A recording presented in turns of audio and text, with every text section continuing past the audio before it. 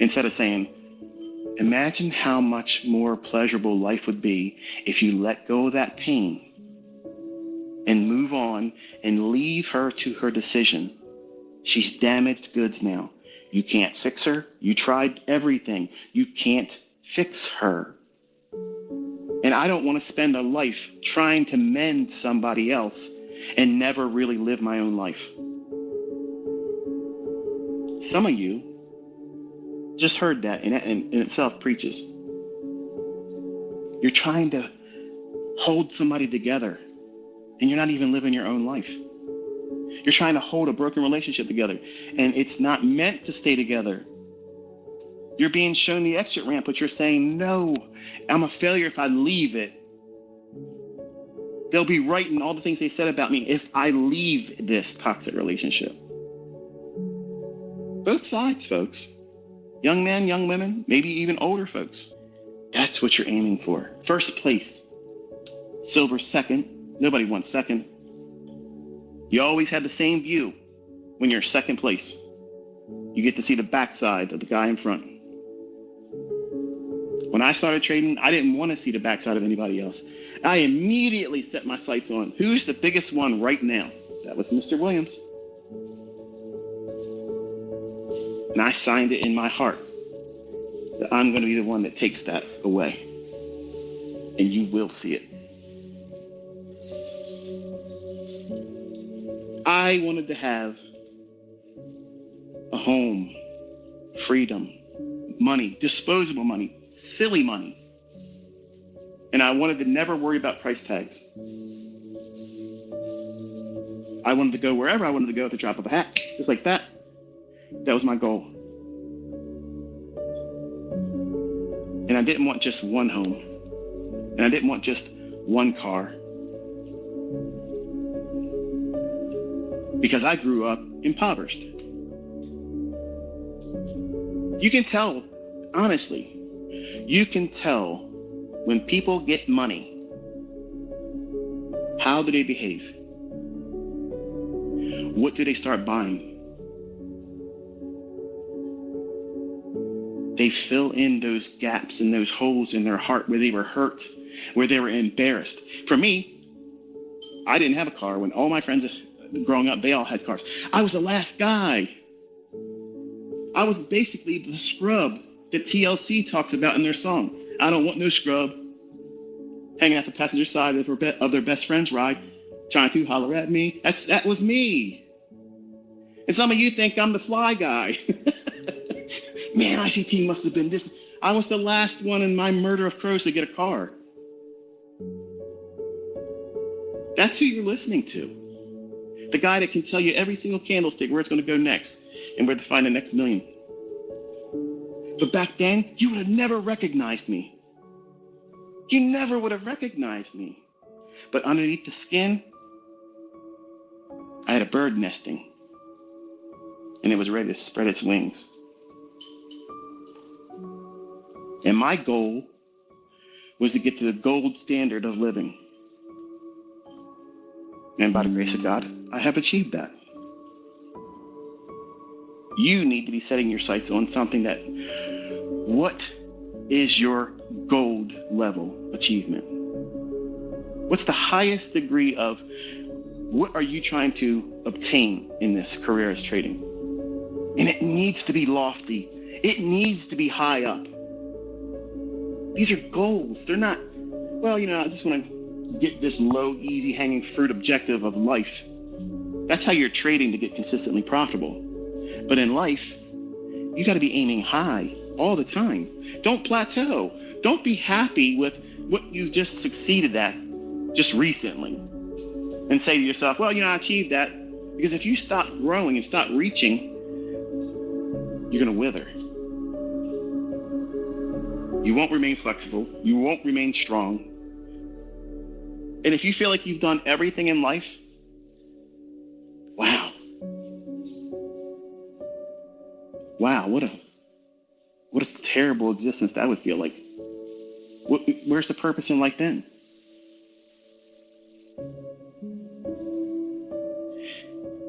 I had opinion of me being way up here in affluence.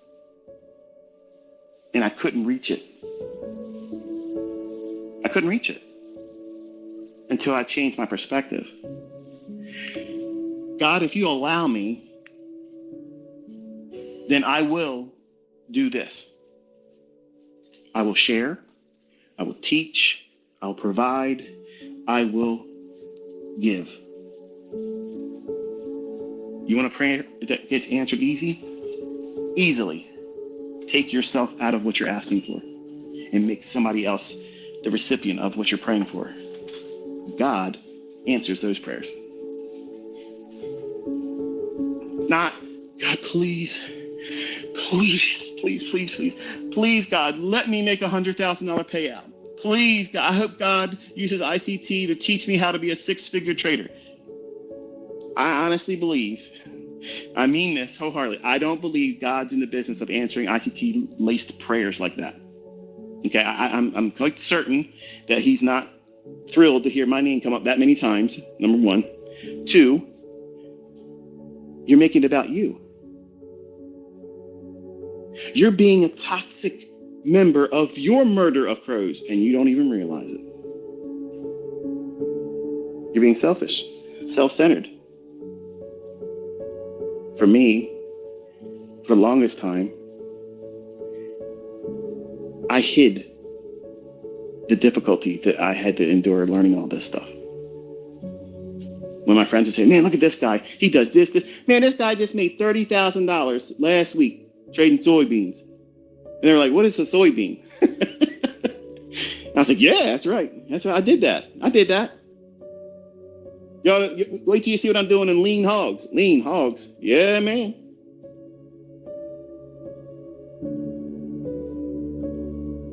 I never admitted to my friends.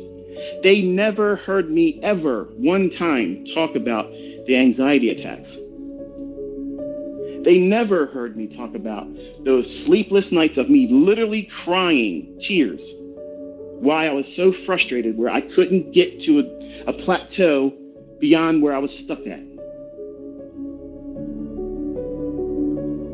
I never admitted those things because I felt back then as a 20-year-old, if I did, I would give them the blade while I laid my head on it. And some of them would have done it. Just because misery loves company. They would love nothing more to have been able to say, you know what? I'm jealous of you, Michael. I'm jealous of whoever you are, put your name in it. That's what most of your family members and friends really think of you. Look how toxic and ugly people are on social media.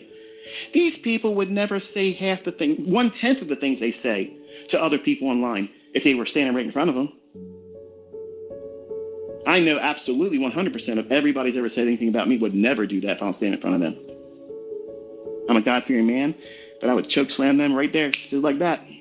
Put my boot right on their neck and ask them, do you really want me to let you up?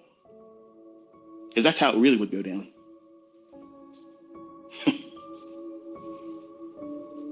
But you have a secret. And if you don't have one now, you're going to get one coming up as a trader. It's the things that you failed at most doing it. A secret that'll never be told. And guess what happens when you let that out? Guess what happens when you stop guarding that and hiding it inside yourself and just say, this is what I used to wrestle with. This is what used to hold me back. And I have empowered it for so long by keeping it inside of my heart, causing me regret, never being content with any measure of success and growth. You got to let that out. And where do you let it out at? You start by putting it in your journal. Your journal is your future self. You're having a conversation with your future self. And you got to put that down in written word, whether you type it electronically or you do the high touch over high tech like I do. I use a pen. But you have to record that because it's therapy. It will allow you to release it Maybe altogether, not right away, but gradually you'll let it go. But you're going to be so thankful that you recognize that years later and you read that journal. And you think to yourself, you know what? I don't think that way anymore. I don't feel that way anymore. I don't feel defeated. I don't feel guarded all the time. Like someone could say the right words to me and cause me to crack and crumble right there. Because you've arrived and you stopped guarding something that's toxic. You're standing guard over something that's hurtful to you, that you're holding on to, some limiting factor that you've embraced that you don't want anybody to know about. You hide that. And that's why people that have that, when they get money, they buy stuff. They're filling those voids. I grew up with a lot of men that came from the same type of background. And our basic neighborhood was divided. We had the white trash where I was from, and then we had Maple Crest, which was predominantly African American. And I had friends in both. I had friends from my childhood that was mad at me because I had black friends, and I had black friends who had friends that said they shouldn't be hanging with me. So I came from a neighborhood where they hang the Confederate flag, and that's the way it was. And that's not what I was. And I watched some of them. My real first friendship with a black friend was Alexander. This man today is a wonderful, upstanding person that literally hit every measure that I thought he would hit and well beyond. But if you heard him speak, close your eyes, you would never see color. You would never see race. You would hear, this young man is such a positive spirit, so encouraging. Everybody wanted to be on him. Everybody wanted to hang out with him. And you know what? He didn't have much. He didn't come in with Jordans. He didn't come in with all the drip. It's how he carried himself. I wanted to be like Alexander. I wanted to be like him. And when breakdancing was coming up, and that came up when I was a kid, you know, he's the one who taught me how to put the duct tape on my knees and you know, spin on my hand and do all kinds of breakdancing stuff that right now would probably kill me if I tried to do it. We did all that stuff together. And breakdancing brought everybody together. There was no division of white, black, Asian this and Asian that. You know, it's just everybody came together. Just like music brings everybody together.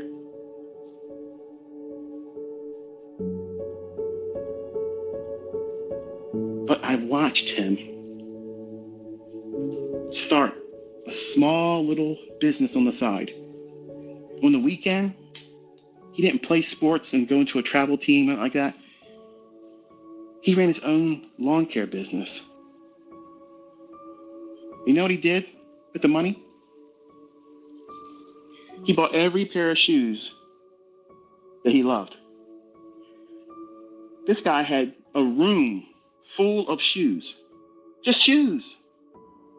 And I asked him, I said, well, what do you need all these shoes for? He goes, well, you've seen what I wore when we were going to school. Sometimes they were beat up, they were dogged out. I said, yeah, I never paid that much attention to it because I was wearing beaters too. He goes, yeah, but I didn't want that. I looked at everybody else in school that had the nicer shoes. High top Nikes. I wanted that. I wanted that. And he cried. He said, now I can afford it. So I have more than I ever could dream. What was he doing? He's doing patchwork and filling holes in his heart. And that's exactly what people do today.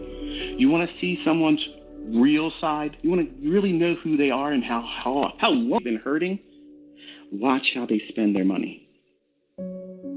Cars, clothing, whatever the things that they hurt from. Like for me, that's why I own more than one car. because I didn't have one. I was the last one among my friends.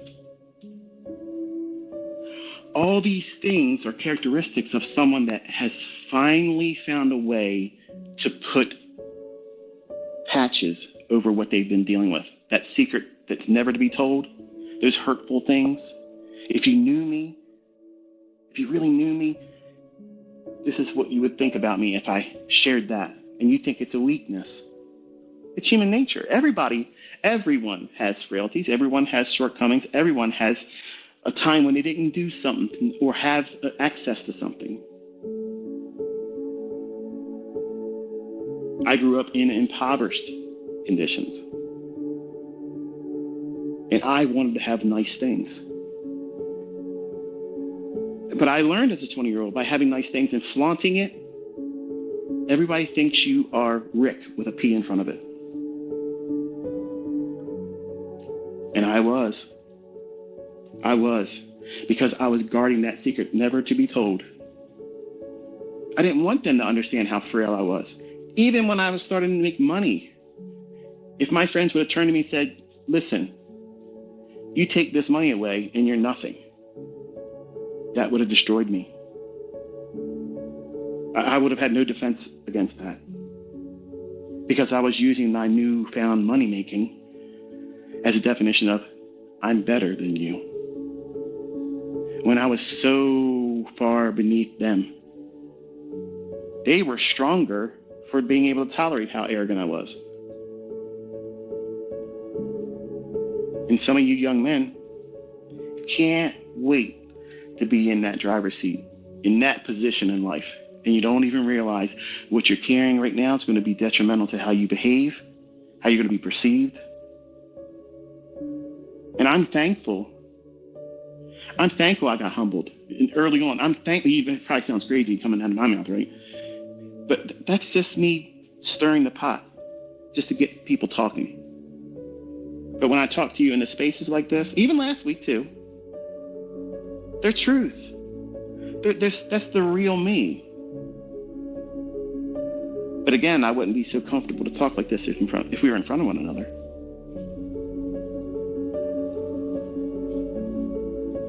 Because I still carry those things, those memories, those driving, decision-making thoughts, intrusive thoughts.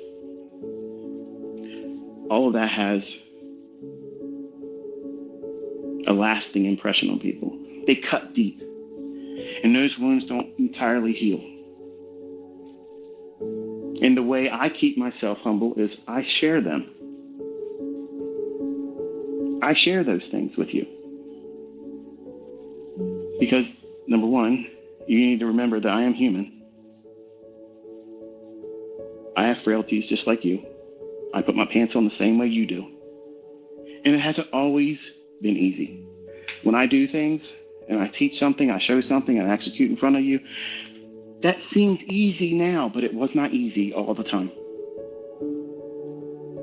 And there was many a nights where I believed that I was never going to be able to do what I could have never been told that I could do what I can do today. God for courage, he gets you in positions where you're going to be scared a lot. Because how do you develop courage? By going through something and being desensitized to it. Asking God, Lord, please give me patience. Oh, don't ask for that one. Don't ask for that one, because he's going to let you have it. He's going to give you so many things pounding on you. Boom, boom, boom, boom, boom. You want to learn patience? Okay. I'm going to put you through it. Because there's no better way of learning something but by going through it.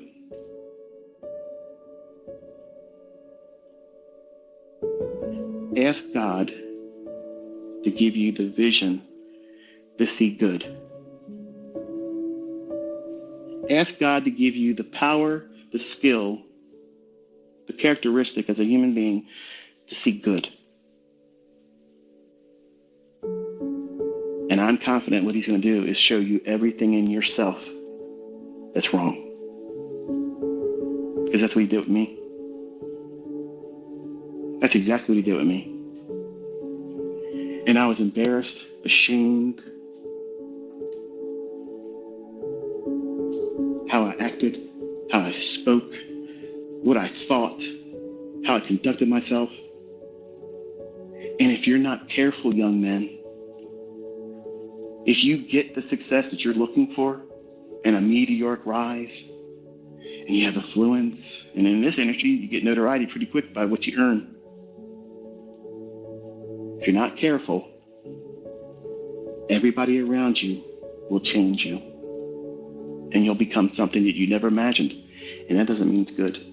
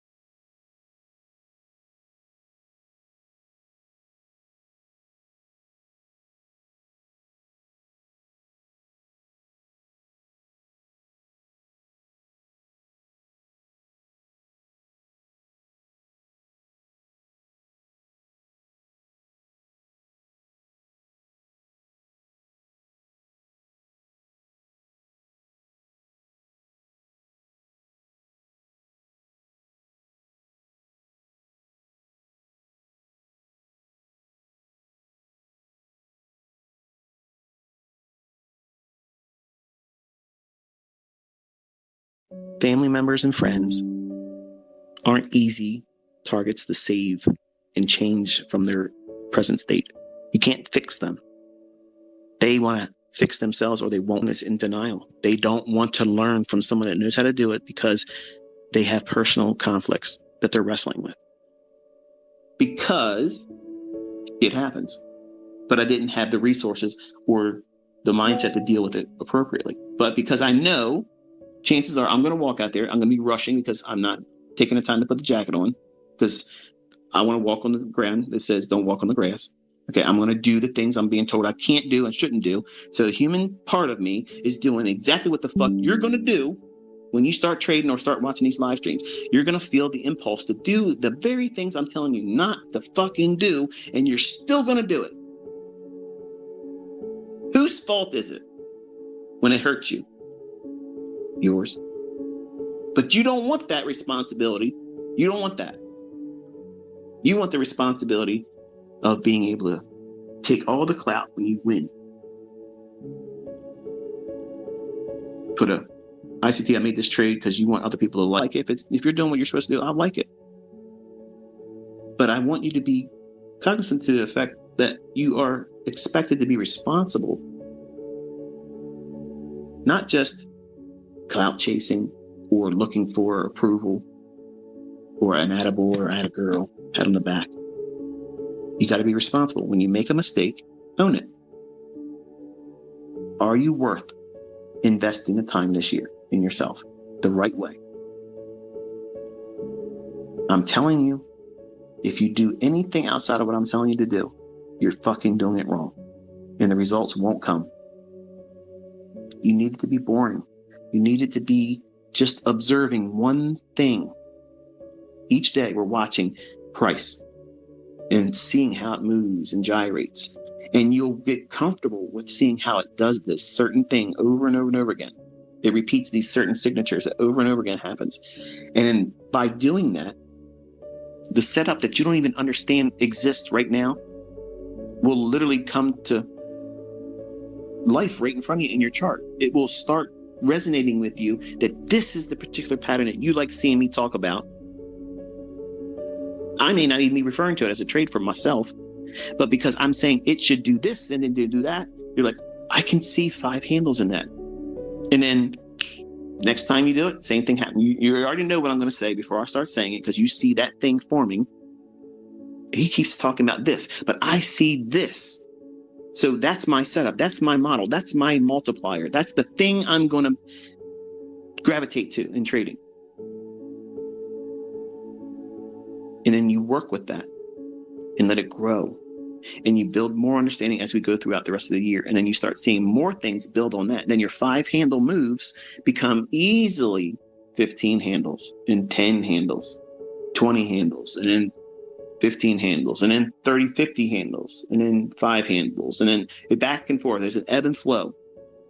And you'll see how many times. How often does a 50 handle move occur in a month? When is it realistic to expect one? When should you only be focusing on 5 handles and be thankful that you got that and be out for the rest of the day? You're going to learn all that stuff. But I can't, and no one else can, communicate it in a book. You can't. You can't do it. It cannot be done. Trust me, if people were able to do it and they could encapsulate it inside of a book, it'd be out there everywhere and everybody would be copying it like they're doing me now. Making books and shit. They have no idea what the fuck they're talking about.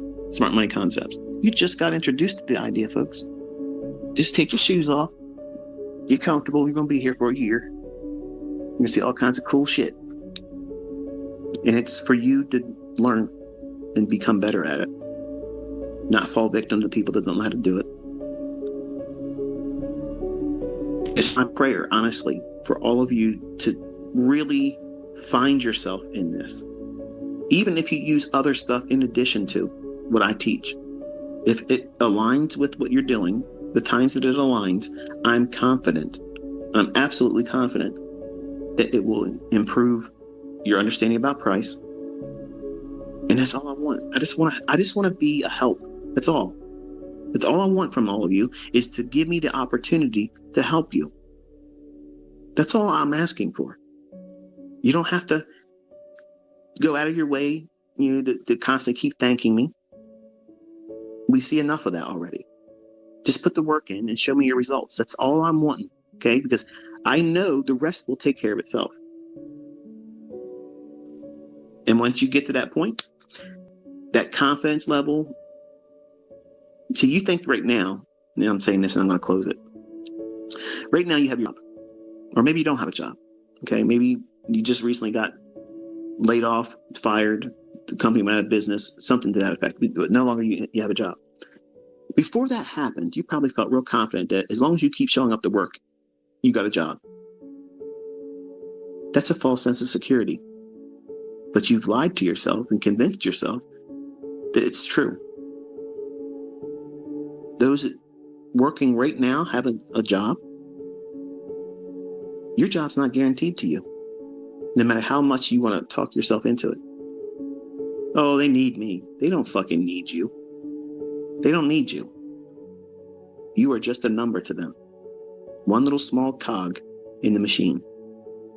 And that cog that you represent is easily replaced by somebody else for less money. That's the environment they're creating right now. You don't see it, but it's what's happening.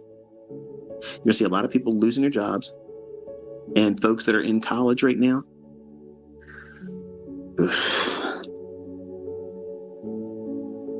You're going through school, working very diligently, I'm sure, studying and trying to carve out a certificate. Nothing guarantees you a job with that certificate. I had a GPA just under 4%, math and science major. That was me. That was me. I was writing programs in 6th grade after school, all from books that I got from the library. I wanted to be a video game maker. That was my aspirations as a little boy in Middle River School in 6th grade. The math teacher that everybody fucking hated, I loved him because when school ended, he let me stay until he left for the day. He let me code, and I was just doing little games and Hangman and things like that with basic language. And I was learning to code right then and there. And that was better than any college course I went through with programming because I was passionately seeking how to do it on my own. Instead of going to a class and listening to a guy bloviate about shit that, may or not even be the best way of doing it. But you're following a process. You paid for these credits. You're going to the class, whether it be online or in person. And you're expecting to fulfill this GPA to pass it, and then you get your certificate. And that certificate means fuck all. But well done. You wasted time and money investing in something like everybody else does in every other pursuit, unless you secure the job. Now, if you get the job and you love your job and you make really good money, then you are a success. But what happens, and I'm just posing this as an argument here, what happens if you work really hard to get through that college and you get your certificate and you get a high GPA and you get hired at the job you're trying to go after and you make the money, maybe even more, than you were hoping to make. But then you find out you fucking hate it. Do you have a plan B for that? Most people don't. A lot of people go through college, work very hard, do very well, get into the career they thought they wanted to do. When they get in it, they don't like it. Do you have an alternative? Because that's a lot of time and money to be investing in and not knowing for certain.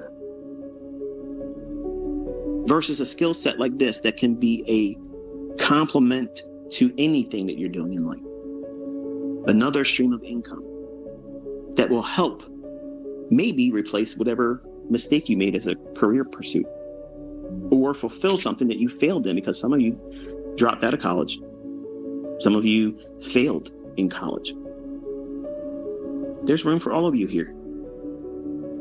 All of you have a place at this table. And you can come from all different walks of life. Impoverished nations, well-to-do. I have all kinds of students, and they're doing well. Not every one of them, but I have students across a wide spectrum of different demographics, countries, language barriers, all of that stuff. It wasn't formidable enough to keep them from finding success. So you have no excuse this year. None. Not a valid one, at least. Are you going to show up every day? Are you going to dismiss anybody and anything that would be a distraction to you learning? My advice to you, and I mean this sincerely, don't talk about it. Okay? This is Fight Club. You ever seen the movie Fight Club? First rule of Fight Club: we don't talk about Fight Club. That's the first rule. That means you can't hear someone else's asinine opinion about what you're doing and learning unless you invite them in the conversation. They're not going to tell you what you want to hear. They have no idea what the fuck you're doing. And if you try to explain to them, they're not going to understand. They're going to think you're fucking crazy. First rule of Fight Club. We don't talk about Fight Club. That means your friends at work, you work with them. That's it. You don't make them partners in your endeavor on learning how to trade. You're not taking them out of that fucking job when you start making money, right? So why the fuck are you bringing them along right now? You want them to feel like you're getting ready to make some changes, man. You're making some fucking waves, and you're riding that motherfucker out on your surfboard and leaving them behind. And you want them to know about it before it even starts. Don't. When they come to work and you ain't there no more, then they'll know. Send them a fucking card 3 weeks later. I'm on the beach. Fuck off. See you. Your family. First rule of Fight Club. We don't talk about Fight Club. Because they're not going to tell you what you want to hear. They're only going to tell you their fears and reasons why they wouldn't do it. So why the fuck are you going to invite them in the conversation? They won't understand what you're doing. You barely do. So why are you allowing anybody else outside of what you're trying to learn to influence you? Because they're going to influence you. Why? Because you love them. That's normal. I did the same thing. And not one of my family members, not fucking one of them, said, you know what, Michael, you fucking deserve that shit. If anybody's going to do it, boy, you are going to do it. You're going to fucking be the trailblazer. You're the fucking one. Not one of them even gave me a fucking encouragement. Oh, like, I hope you do well. All of them said, yeah, right. You're going to be just like the rest of us. The rest of us? The rest of us? Motherfuckers, you retired. We're still working in retirement right now. I've been retired.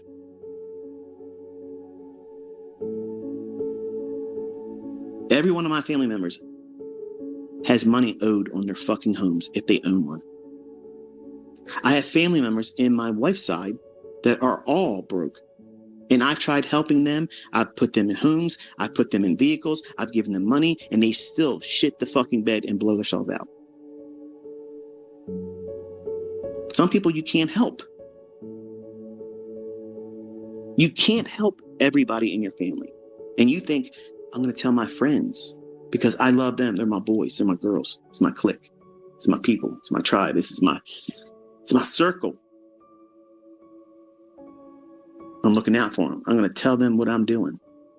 That's what multi-level marketing capitalizes on.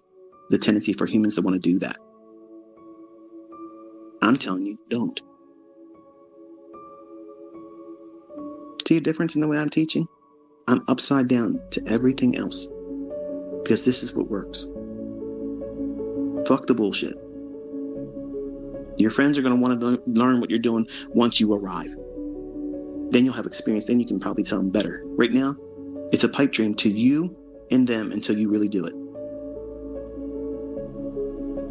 Stop making your fucking business somebody else's business to run. Mind your own fucking business. And don't let nobody else run your fucking business. They ain't going to run it like it needs to be ran. Their input is menial and minuscule compared to what you're expected to do on your own here. Putting the work in, showing up every fucking day. They're going to take days off, every fucking day off to them. And you're going to let them into the conversation by saying, here's what I'm doing. I'm going to be doing this. This is my goals. And they're going to feel like what? Oh, shit. They got a goal. They're trying to do something. Most people don't. They're trying to muster up enough strength to get out of fucking bed to drag their ass to work. And you're talking to them how you're going to change your whole fucking family tree. You're changing the whole trajectory of your finances going forward. Supercharging it for all of your siblings and offspring behind you once you arrive. Nobody wants to hear that, especially when they have no resolutions in their own life. Consider your friends right now. Who among your friends are successful? Chances are you probably don't have many friends that are successful. Most people don't. I didn't. I was the one. I was the one that grew up out of all that bullshit. And I tried my ass off to bring them with me. I had just barely enough, sometimes not enough, to keep myself going, let alone encourage them when they felt the adversities. So you're asking to win something that you can't win. That's a battle that you can't win. You can't encourage them when you haven't done it yet. And the only thing you're really doing is wanting them to think that you're making money moves. Hashtag making money moves, baby. You're living social media. That's what you're doing with your fucking friends, face to face. The best thing you can do is don't invite them to shit that you ain't proven to yourself yet. And don't invite criticism when you haven't even found your way yet. First rule of Fight Club: we do not talk about Fight Club. You don't tell your friends, you don't tell your family, you don't tell your coworkers what you're trying to learn here, because they're all going to give you a report card. And they're going to give you an interim report. So, how you doing in your so-and-so? Making any money yet? I see you're still coming to work, motherfucker. That's what you're going to get. That's what I got. Until that day, until that fucking day when we gave me the move I was looking for. Fuck all of you. I'm out. Peace. And I told him keep my last fucking paycheck, and I never came back for it. And he never mailed it. Think about that. Yes, that's what it felt like. I didn't give a fuck. And you don't give a fuck either. You won't care about all the people that you know would have doubted you if you brought them into the conversation, but don't bring them into it. Don't do that. Because it's going to be distracting, because you love your friends, and you should. They're extended family, and you love your family. Even though it's dysfunctional as these motherfuckers are, you love them. You don't want them over your fucking house on Christmas. You don't want to see them on Thanksgiving, but you still love them. But these are the same motherfuckers that you're about to invite to the board meeting of the corporation You Incorporated. You're making them fucking honorary board members of You Incorporated. What the fuck are you doing that for? You already don't want to spend time with them, but you're going to invite them to the conversation about how you're going to find success doing this. Don't do that. Don't do it.